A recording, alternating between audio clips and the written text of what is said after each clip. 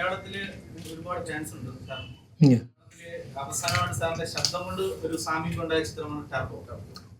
Turbo சினிமாக்கு ஒரு second part வச்சுட்டான cinema எனக்கு எதுவுமே தெரியாது. நேற்று கொச்சினில் சொன்னாங்க சார், அதே கேள்வி சார். இல்லை சார், மம்முக்கா பேசும்போது I respect, I love and admire all the great personalities.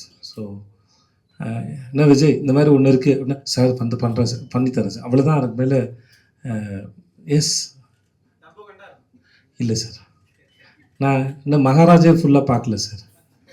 ஆமாம், எனக்கு மோஸ்ட்லி என் படம் பார்க்கும்போது ரொம்ப ஷையாக ஃபீல் ஆகும் சார். ஸோ ஜென்ரலி டோபோக்கே நான் பேசினா டேரக்டருக்கு வரும்போது நான் அது வேற ஒருத்தர் படமாக இருந்தாலும் அதில் 4-5 ட்ரை பண்ணேன். இப்போ டேரக்டரை பார்த்தா கேட்டு பாருங்கள். அதுக்கு வந்து அங்கே ஒரு வருஷம் வந்தது, அப்புறம் 2-3 பேசி பார்த்து அப்புறம் ஒரு 2-3 கொடுத்தேன்னு நினைக்கிறேன். சார் எது வேணுமோ நீங்கள் சூஸ் பண்ணிக்கோங்க சார் சொல்லிட்டு.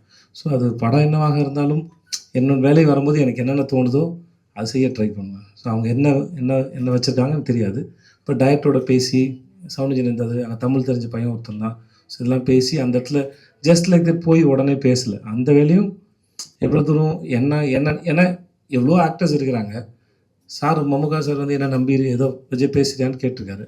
ஸோ எனக்கு அந்த அவரை நம்பினது வந்து ரெஸ்பான்சிபிலிட்டி. ஸோ அதில் போய் நான் மெக்கானிக்கலாக செய்ய விரும்பல. ஸோ எனக்கு என்ன முடியுமோ அதை நான் ட்ரை பண்ணியிருக்கேன். நீங்கள் அடுத்த வேலை டைரக்டர் கேட்டு பாருங்கள். எஸ்.